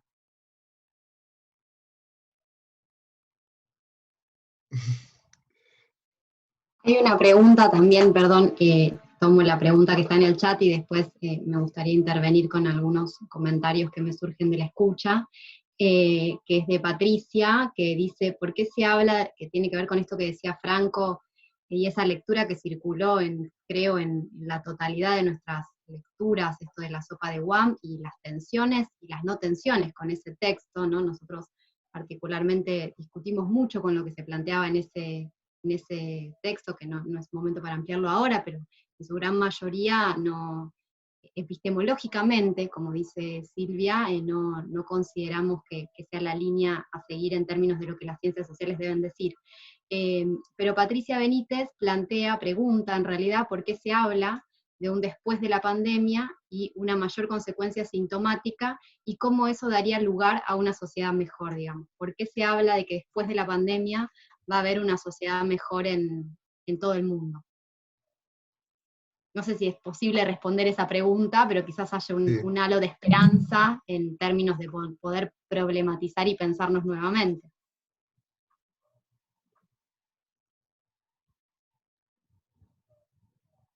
Si alguien quiere responder. Si no, sigo yo con mi intervención. Eran las preguntas que teníamos, por eso las tratamos de articular ahí. Por ahí, me parece que esta necesidad de, ya que tengo la palabra y voy a hablar de esto también, esta necesidad del pensar el futuro también tiene que ver con la necesidad de problematizar el contexto de la vida, ¿no? La vida que tiene que ver con pensar un presente, un pasado, una construcción de memoria, un presente y un futuro, generar un proyecto, ¿no? Pareciera que el estar aislados o aisladas genera esto de el mundo en pausa, que muchos teóricos también denunciaron en un momento, y que también es interesante de discutir desde las ciencias sociales o la ciencia de la comunicación. Digo, hoy cuando Alejandro abría la conversación y decía, bueno, la modalidad de este encuentro tiene que ver con la modalidad a distancia, que es un poco la primera experiencia en el doctorado en términos de la estructura académica y de dictado de clases, pero que es real, que tiene una historicidad en el tiempo en muchas universidades de la Argentina, ¿no? Pero al mismo tiempo, lo que pienso es que hay una pregunta interesante para hacerse ahí desde el campo de la comunicación, en términos de que estamos mediados y mediadas constantemente por la tecnología, que es cómo articular los lenguajes de esas construcciones académicas, culturales y pedagógicas en una modalidad donde las carreras no fueron pensadas para eso. Digo, eso me parece que es una discusión importante a dar en términos de pensar las modalidades. Yo doy clases en carreras a distancia también y en carreras presenciales, y una de las dificultades que encuentro es que cuando unas carreras están pensadas para la modalidad a distancia, uno encuentra ahí los lenguajes posibles para articular esos consensos y esos diálogos con los y las estudiantes. Y en las carreras presenciales hay otro modo de construcción de ese diálogo, o no sé si otro, pero sí utilizamos otras herramientas. La oralidad, por ejemplo, es una de las herramientas que más se usa. Quizás algo que haya que seguir problematizando es cómo trasladamos nosotros y nosotras como docentes esos modos de articular presencial a la virtualidad, sin pensar la complejidad que implica esto, efectivamente comprender que la tecnología es en sí misma un lenguaje, que no es solamente una tecnología, una técnica, un soporte. Hoy hablaba el Checho de los flujos de la información, y yo pensaba, bueno, nosotros estamos ahora, y él hablaba de los flujos de la información en relación a los flujos de los aviones, los trenes, ¿no? Es decir, nosotros estamos ahora en esta conversación en una plataforma que es una palabra que también surge de los puertos, digo, de la plataforma del tren, de las plataformas, de esto que sostiene, donde uno espera, donde uno está iniciando o terminando un viaje, digamos, ¿no? Y ese término que lo naturalizamos en relación a lo tecnológico o a lo digital, también tiene una historicidad en la comunicación, en los modos en que eso se comunica. Entonces, y esto lo ataba a esta idea de acceso que planteaba Alejandro, vinculado también a la relación del Estado y las cuestiones de las luchas que puso la tía en escena, la profesora Silvia Delfino, que puso en escena en relación a los movimientos disidentes. ¿Por qué? Porque me parece que es interesante poder pensar el lugar del Estado también como un lugar de construcción de deberes y derechos, y ahí va la pregunta, en función de cómo estamos pensando en los derechos que este Estado está garantizando o no en el mundo, digo, más allá de nuestro argentino, de lo que las compañeras contaban, o lo que sabemos, mejor dicho, que pasa en otros estados en América Latina, y cómo quizás esa relación con los números de la muerte, que también la tía lo tomaba, tiene que ver con pensar la muerte como una ritualidad en términos de la construcción social, y que quizás pensar los números implica también una construcción de poder, que es una palabra que todavía no apareció en la conversación, y que también articula la mirada sobre los estados, porque si hay algo que cuando aparecen los estados-nación están discutiendo, es efectivamente la identidad de los procesos sociales, pero también las configuraciones o las disputas por el poder en el mundo. Entonces, ahí hay algo de eso que me gustaría, si pueden complejizar, en torno a pensar esta idea de poder en esta configuración de los estados, y por otro lado, la relación con los derechos. Digo, cuando Alejandro decía, bueno, no, el virus no es igual para todas las clases sociales, tampoco la conectividad es igual para todas las clases sociales, y me parece que estamos muy enfocados a veces en las intervenciones públicas, en esto de el acceso y el derecho a la salud, el acceso y el derecho a la conectividad, a la comunicación, pero también hay otros derechos que se ponen en juego para pensar en términos de cómo nos configuramos socialmente, como es el mismo derecho al ocio, digo, el derecho de que podamos acceder a un vivo de Instagram, a una película, a tener Netflix en nuestras casas, digo, y que muchos y muchas ni siquiera pueden acceder a ese proceso. El derecho a la educación, digo, la educación en los barrios más carenciados de la ciudad, hablo en la experiencia de la Ciudad de La Plata, pero entiendo que es en todo el territorio, y mañana tenemos una charla en la maestría Plangesco que va a plantear esto de problematizar qué es un territorio aislado, cómo pensar los territorios aislados, aislados de qué, desde qué lugar, desde siempre estuvieron aislados, cómo pensamos este aislamiento, no en los centros conurbanos efectivos, digamos. Pero me parece que pensar también la relación entre poder, Estado y derechos es interesante para seguir problematizando en algún punto. O me gustaría por lo menos que lo problematicen desde ese lugar.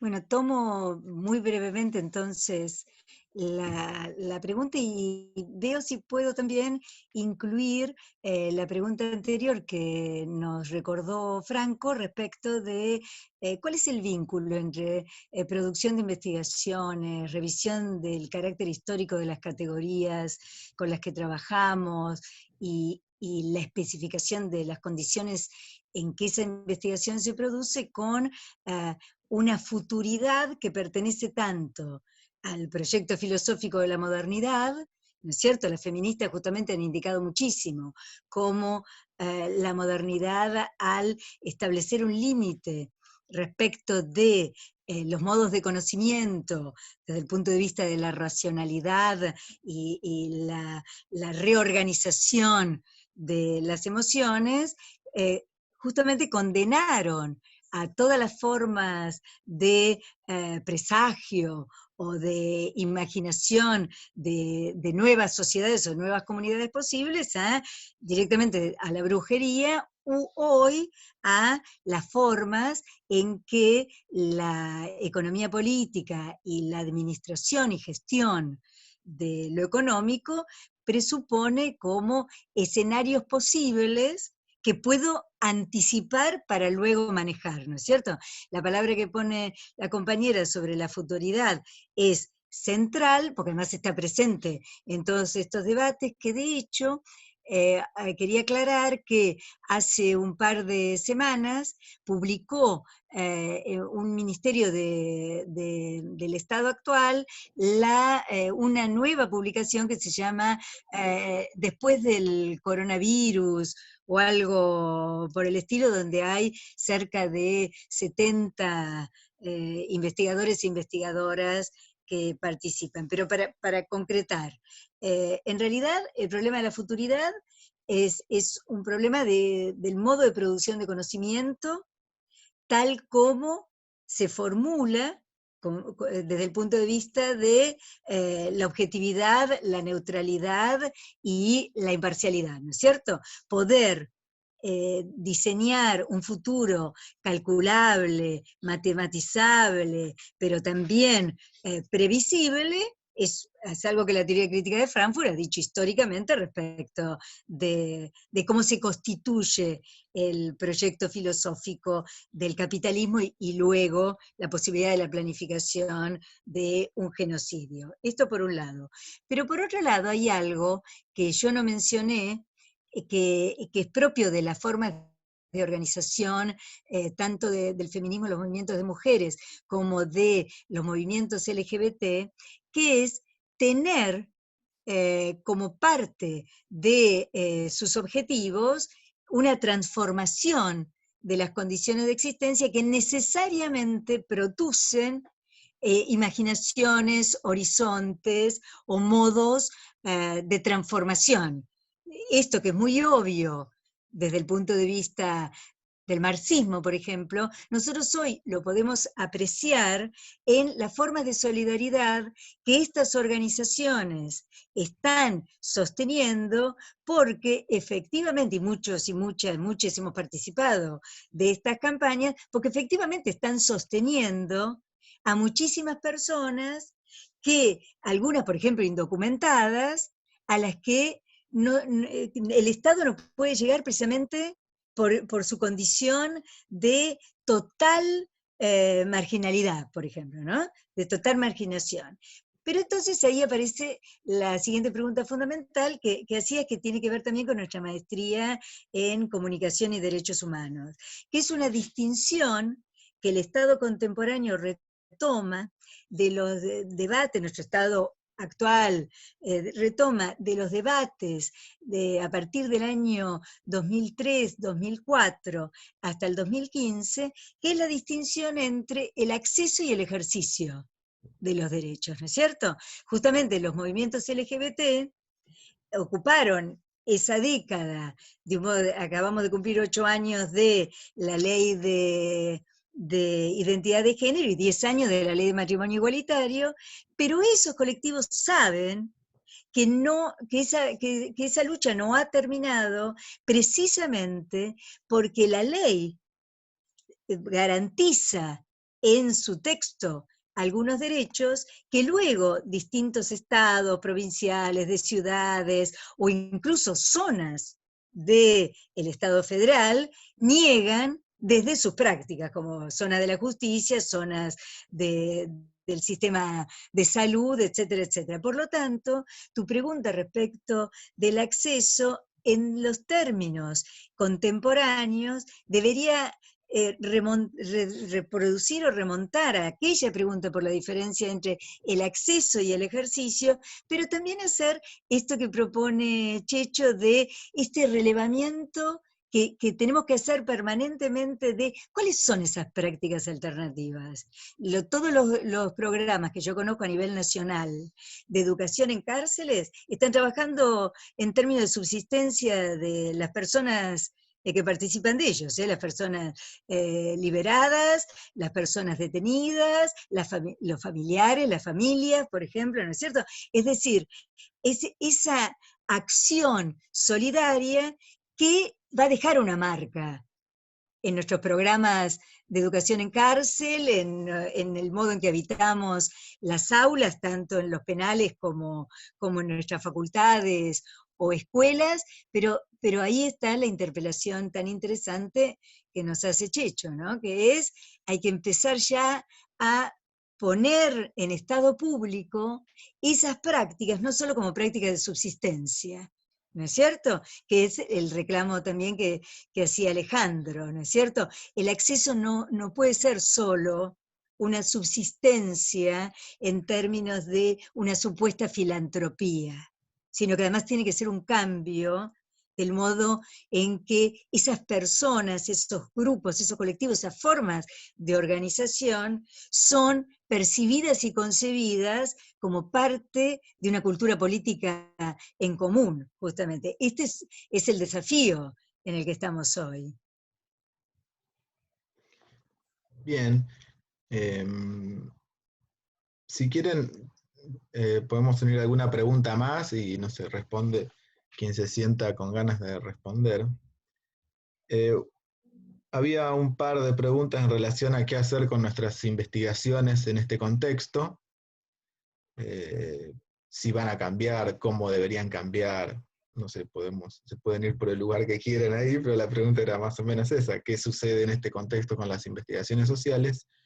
Y otra pregunta que hace Laura Ichar, o una consideración que hace, es en relación a la normalidad, ¿no? Cómo cuestionar la normalidad también, cómo este contexto digamos, que nos trajo la cuarentena puede hacer cuestionar lo que es el aula presencial, la modalidad presencial del aula, ¿no?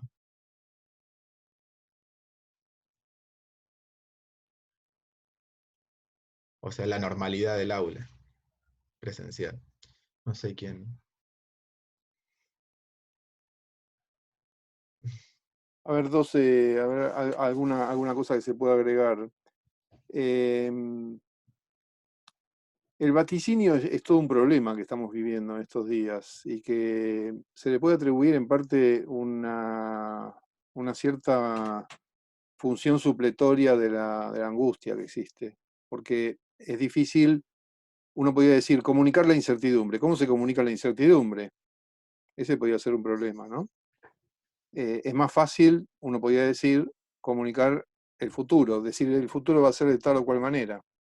También hay maneras de hablar de futuro que es de quien tiene poder. Me parece importante que Elías haya traído la cuestión del poder. Yo recomiendo leer lo que escribió Bill Gates, porque lo que escribió Bill Gates es un proyecto de desarrollo tecnológico, desarrollo económico, desarrollo político, en el que viene trabajando desde hace muchísimos años. Hay un equívoco que se produjo en estos días, que es el supuesto de que quien gobierna son los científicos o los técnicos. Y eso me parece que es un equívoco. Está gobernando la política. Por eso hay discrepancias. Aún, justamente, adherimos a unas líneas y no a otras por razones políticas, no científicas simplemente. Ahí hay una estructuración del discurso que justamente atribuye a lo científico el vector de lo que se está discutiendo, pero eso está sometido a las decisiones políticas. Eso pasa en todo el mundo. Es decir, entre Alberta y Bolsonaro, Trump o Piñera, la diferencia es política. Es decir, es la política, son los estados los que en este momento están adoptando las decisiones. ¿No es cierto? Los científicos podrán asesorar, y hay discrepancias entre ellos también. Ahora mismo, en estos días, estamos viendo cómo hay discrepancias entre los propios científicos y finalmente eso deviene en una cuestión política. Yo quisiera agregar algo sobre la cuestión del acceso. Como muy bien decía Silvia, y hay varios de quienes están asistiendo que tienen mucha experiencia política, de activismo y de investigación, el campo de género es un importante campo de discusión de todo lo que estamos hablando, porque ahí se entrecruza tanto la problemática de la salud. Recordemos que una de las epidemias anteriores ha tenido que ver con el campo de género, y puso en tensión todos los problemas que estamos discutiendo, la cuestión de la comunicación, la exhibición pública del dolor, por ejemplo, que es una de las cosas que están produciendo pánico en la actualidad y que no son motivo mayormente de reflexión pública, porque no advierten que lo que está sucediendo es que una forma de padecimiento se está comunicando públicamente, lo cual no es habitual.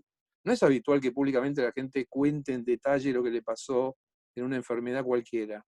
No asistimos habitualmente a personas con graves enfermedades, salvo en el caso de la experiencia que hubo con el HIV, que fue un momento en donde el relato de la experiencia subjetiva, corporal, del padecimiento, se politizó.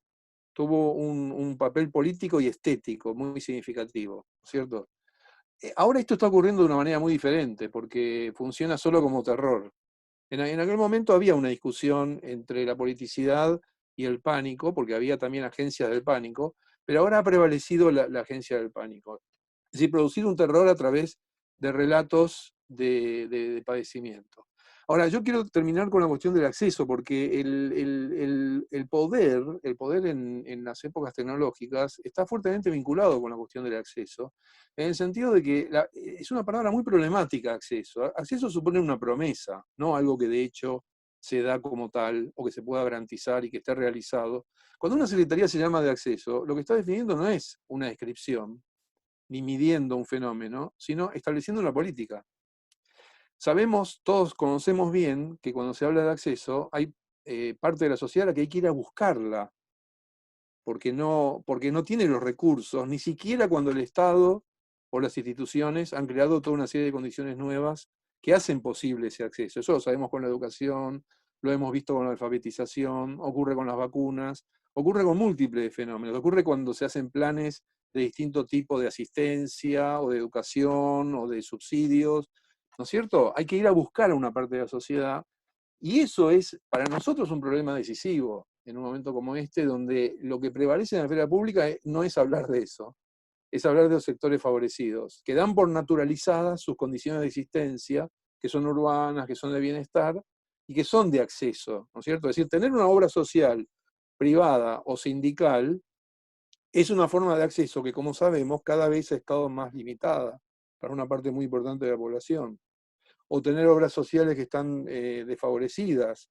Eso determina algo que en este momento está ocurriendo con la salud. Por ejemplo, todos sabemos que lo que no es COVID ha empobrecido su acceso a la salud, por razones evidentes, ¿no es cierto? Es decir, hay menos consultas por un montón de razones, y ese puede ser un ejemplo de cómo la problemática del acceso es bien difícil de asir.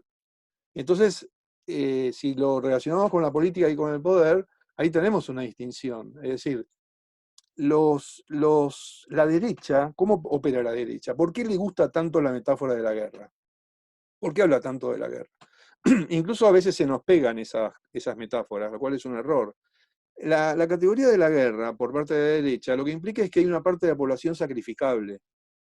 Eso significa, la guerra es eso. Cuando yo voy a la guerra, ya sea defensivamente o de otra manera estratégica, sé que va a haber muertos, que va a haber sacrificio, que va a haber pérdidas, que eso es inevitable, que puedo tratar de reducirlas, pero no puedo presumir que eso no va a suceder. En ese sentido, aunque a veces se utiliza la metáfora de la guerra, el gobierno actual nuestro no procede con una lógica de la guerra, procede con una lógica de la no guerra, que es que no muera nadie. O sea, cuando yo planteo que no muera nadie, no estoy haciendo una práctica de guerra. La práctica de guerra es cuando se dice, dejemos morir. No pongamos en el primer lugar quién va a morir o no, sino dejemos que ocurra. O sea, no pongamos en primer lugar que no muera nadie, sino que dejemos que mueran personas porque eso es lo natural, lo propio de la violencia, ¿no es cierto? Así como ocurre con las derechas, ¿no es cierto? Entonces lo hacen en nombre de la economía, o lo hacen en nombre de la soberanía, o lo hacen en nombre de algún interés. Eso pasa con Bolsonaro, pasa con Trump, etcétera, ¿no es cierto? Entonces ahí es donde se plantea el problema político más decisivo de este momento, que es cómo este virus sofocó las calles de muchísimos países hace pocos meses que estaban en protesta contra los ajustes, contra las restricciones, contra el enriquecimiento de muy pocos cada vez mayor a expensas de la mayoría, y eso quedó sofocado por esta circunstancia, y en donde entonces la política se resitúa probablemente como un eje en este sentido, con un eje en este sentido, ¿no? Es decir, tenemos que considerarnos afortunados de vivir en un país donde lo que se plantea es que no muera nadie. Que no es lo que está pasando en la Ciudad de Buenos Aires. Las políticas de la Ciudad de Buenos Aires no son esas. Son encerrar los lugares donde hay mayor riesgo y tirar la llave. Eso es lo que está ocurriendo. Así que la palabra acceso es un término que hay que problematizar. Nos sirven los datos porque son los que nos permiten tener una ponderación de a dónde arribamos con las categorías, pero también necesitamos someterlos a un análisis categorial para ver de qué estamos hablando. O sea, no es obvio de qué se trata la cuestión del acceso.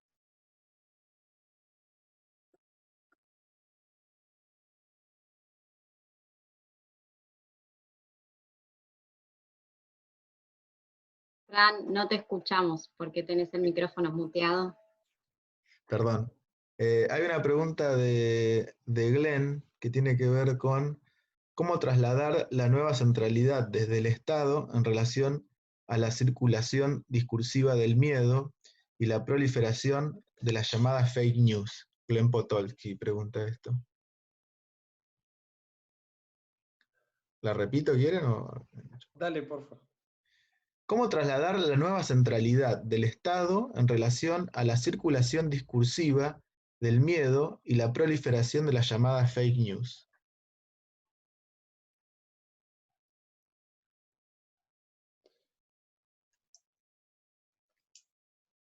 Qué difícil, ¿no? Yo estaba pensando en algo y me pareció que podía estar conectada a la de Glenn, porque al pasar, bueno, yo voy mirando el chat y confío en que Franco sintetiza las múltiples intervenciones del chat en una frase Tengo mi acotada subjetividad y que puede precisa. citar algunas cosas, pero bueno. No, desde luego. Pero no, me había quedado pensando en alguna intervención de alguien hace un rato sobre soberanía comunicacional y me pareció que la pregunta de Glenn de alguna manera conecta con eso, ¿no? Porque son la comunicación y los estados y las fake news que agrega Glenn, ¿no? A mí me da la sensación, o sea, en la situación actual de la comunicación política en nuestro país, a mí en relación con la pregunta de Glenn, me ha hecho pensar en algunos viejísimos, de las primeras reflexiones sobre los primeros estudios de la comunicación y la confianza y la legitimidad de la palabra de algunos emisores, ¿no? Entonces, a mí me parece notable en relación con la performance presidencial, la sencillez del cuerpo que habla y la legitimidad de una palabra, cómo puede eventualmente, si no desbaratar, al menos contener algunas operaciones de las más avanzadas de la Big Data y las PECs y tal, ¿no? Digo, no estoy diciendo que eso sea siquiera una respuesta, sino que ahí hay algunos elementos de la...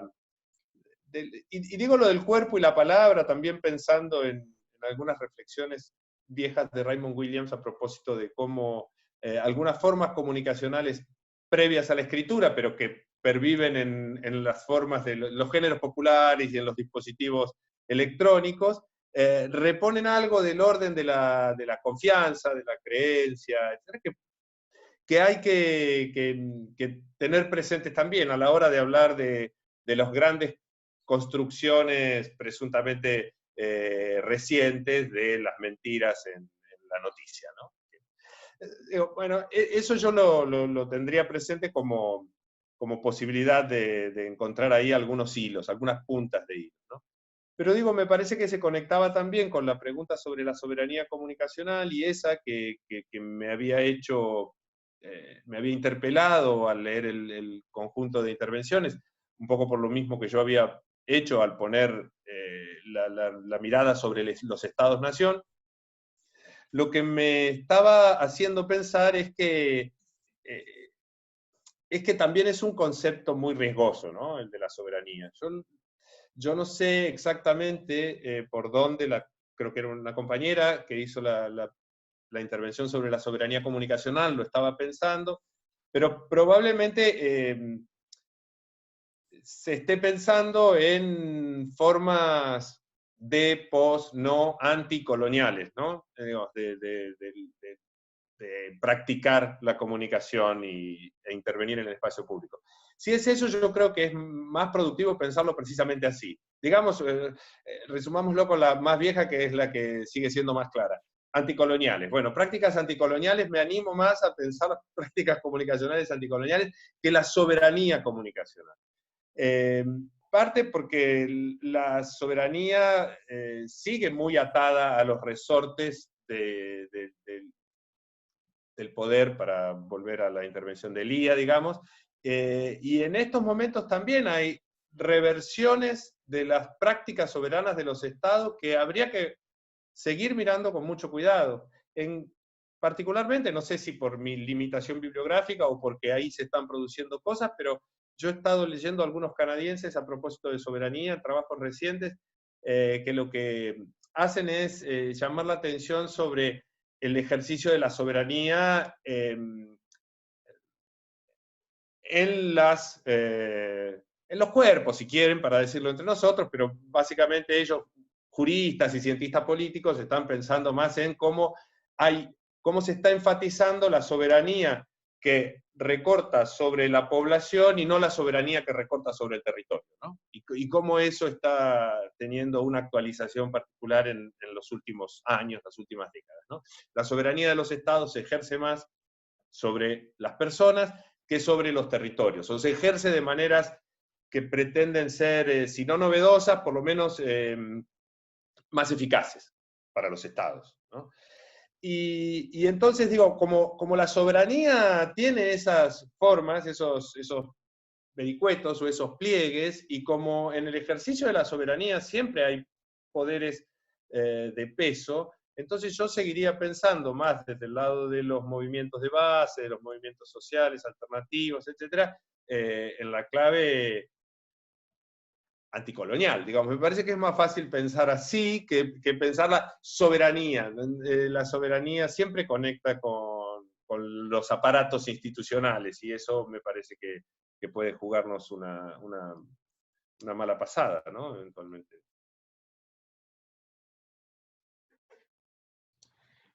Bien.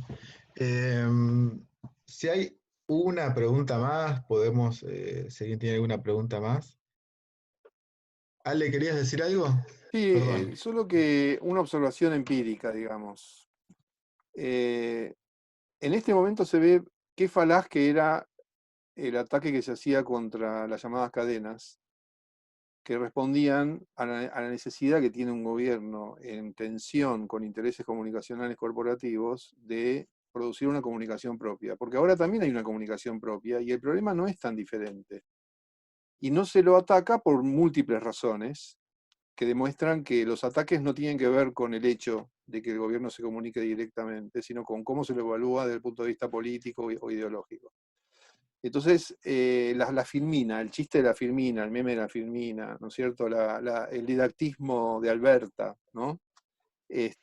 O el papel de Carla Bisotti, que me parece muy importante, ¿no? Tengamos en cuenta que Ginés en parte fue descalificado porque había planteado un criterio que no era el hegemónico con el tema del dengue, ¿no? Había planteado una distinción social que era importante y que sigue teniendo vigencia. No era algo que merecía el trato que se le prodigó.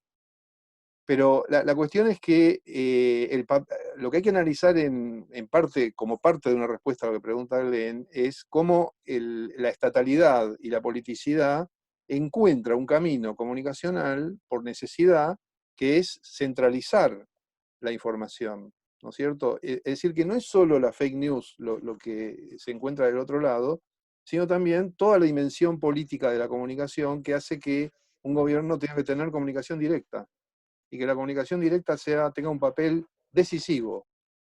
Entonces ahí hay una cuestión para nosotros, desde el punto de vista de la responsabilidad, que me parece que nunca se termina de discutir, que es el papel, podríamos decir así, del análisis o de la crítica. Yo creo que hay que hacer una distinción entre obedecer a una cuarentena desde el punto de vista intelectual o académico o de las intervenciones y reflexionar críticamente sobre lo que está ocurriendo. Son dos cosas distintas. Y me parece que eso también tiene que servir para los comportamientos sociales, colectivos o individuales. Es decir, no es lo mismo transmitir deliberadamente un agente infeccioso para enfermar a un montón de gente, que es la imputación que tuvo una persona que fue a una fiesta, no me acuerdo cómo era la situación de alguien, que además no sé si es aplicable a este tipo de epidemia, pero eso viene de una tradición por la cual una persona con algún tipo de afección podía deliberadamente afectar a otras personas. Eso no puede ser puesto en el mismo plano que el hecho de que alguien no se cuide a sí mismo. Esa es una discusión muy importante, que refiere a la cuestión de la edad. En este momento, en Cuyo, en unas provincias cuyanas, en los shopping, pusieron límite de edad para entrar a los shopping. A los shopping se puede entrar de 18 a 60 años.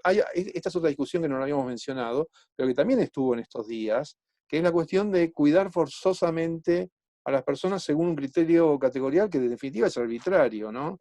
Es decir, si vos tenés 59 años y te falta un mes para cumplir 60, pues el día del la víspera del cumpleaños podías entrar y el día siguiente no. Ese tipo de distinciones son catastróficas desde el punto de vista social, ¿no? Entonces me parecía importante que llamar la atención sobre cómo evaluar la comunicación gubernamental como un gobierno popular, porque justamente los gobiernos de derecha no tienen ese problema, porque no tienen necesidad de comunicarse directamente. Por eso pueden hacer gala de poner el énfasis en el fondo verde de un parque donde se colocaba todo el gobierno anterior, o en que no hacían conferencias, etcétera, porque no tenían necesidad de hacerlo. O sea, un gobierno que pretende favorecer a los intereses populares colectivos, a la mayor parte, a toda la sociedad, que pretende que no haya muertes porque todos los días importan, ese gobierno tiene un problema comunicacional. Tiene un específico problema comunicacional y tiene que hacerlo él mismo. Inclusive fíjense que ni siquiera funciona la cuestión del vocero o de la vocera. O sea, es una comunicación directa. Quien decide, quien representa a la soberanía popular a través de la institución, tiene que hablar directamente, tiene que poner el cuerpo y hablar directamente con la Firmina o Carla Bisotti todas las mañanas, tiene que ella decirlo directamente. Y eso me parece que esa reflexión nunca terminamos de resolverla en nuestro propio campo. Llamaría la atención sobre eso porque se articula con unos debates inconclusos sobre lo que pasaba en el gobierno de Cristina, en donde la difamación sobre ella, porque tenía esa misma necesidad y lo hacía a su manera, ¿no es cierto? Es decir, diseñando todo un esquema comunicacional, con una estética, con una retórica, con una escenografía, respondía a este problema, ¿no? Bueno, Por ahí para ir cerrando, porque ya son 2 horas de charla, prometimos no extendernos demasiado en el tiempo, pero la verdad que el debate viene interesante y eso también nos motiva a seguir pensando, a seguir preguntando y demás. Solo retomar a modo de intervención algunas cosas que aparecieron en el chat. Laura Ichar decía, bueno, es importante repensar las prácticas que tenemos naturalizadas en el aula presencial. Digo, este es un momento también para desnaturalizar ciertas prácticas. Nos vimos todos y todas afectados a repensar la educación de alguna manera. También Jorge intervenía sobre la importancia de lo público, el lugar de la ciencia y la tecnología en este proceso, que lo podemos atar a la pregunta de Victoria sobre la soberanía, que el Checho ahí intervenía sobre eso, de pensar la soberanía anticolonial y también pensar la soberanía en los distintos territorios. Digo, sería interesante indagar en cómo pensar la soberanía tecnológica en términos de lo anticolonial, cómo desarticular un poco algunos discursos en relación a eso, ¿no? Y Natalia, que también agradecía conceptos y demás, bueno, ahí empiezan a aparecer los agradecimientos, pero yo simplemente agradecer a los y las expositoras, bueno, al Checho, a Silvia, a Alejandro, a Franco, la coordinación de este encuentro, que para nosotros es muy productivo, muy rico, y que además me parece importante decir que en el encuentro hay egresados y egresadas del doctorado, que hay estudiantes, que hay jurados. Digo, ahí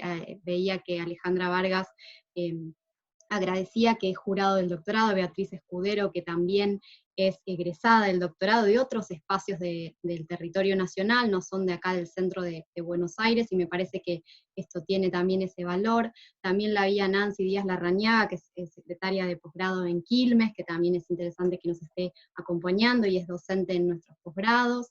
Está también el secretario de Derechos Humanos de la facultad y la prosecretaria académica Gisela Sasso, que también la vi por ahí, así que gracias también por acompañar este proceso. Agradecerles. Mañana vamos a continuar con la charla de la maestría en planificación y gestión, donde vamos a pensar esto con la pregunta por los territorios aislados, y así finaliza este primer ciclo que esperemos pronto seguir dentro de unos 15 días con otras charlas y conversaciones para competir y seguir, para compartir, no competir, y seguir de alguna manera pensando todo esto juntos y juntas, ¿no? Que es un poco la necesidad que tenemos.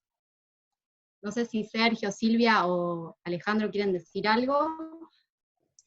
Muchas gracias. Sí, nada más agradecer